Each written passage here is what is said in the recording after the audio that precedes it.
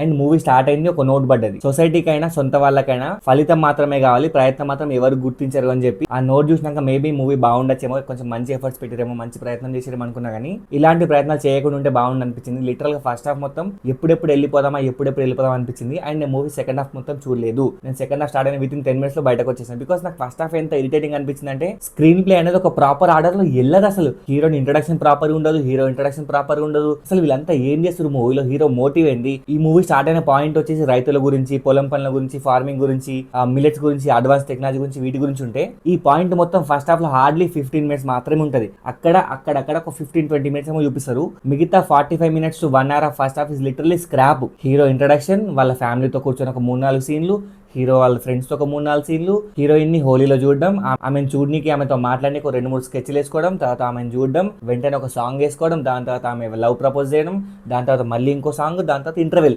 Sudden గా ఒక point గుర్తొచ్చింది, అరే మనం స్టార్ట్ చేసింది ఈ ఫార్మింగ్ గురించి కదా అని చెప్పి లాస్ట్ ఒక 10 minutes లో మళ్ళీ ఫార్మింగ్ టాపిక్. ఇట్లా లిటరల్ గా అసలు ఏ మాత్రం ఎగ్జైటింగ్ గా లేకుండా మొత్తం ఫస్ట్ 10 నిమిషాలు, లాస్ట్ 10 నిమిషాలు కొంచెం డీసెంట్ గా పెట్టుకొని మిగతా మధ్యలో 1 hour మొత్తం లిటరల్ స్క్రాప్. నా దృష్టిలో అయితే లిటరల్ స్క్రాప్ అది. ఫుల్ రివ్యూ కావాలంటే కింద లింక్ ఉంది, క్లిక్ చేసేయండి. And please subscribe to movie మనిషి.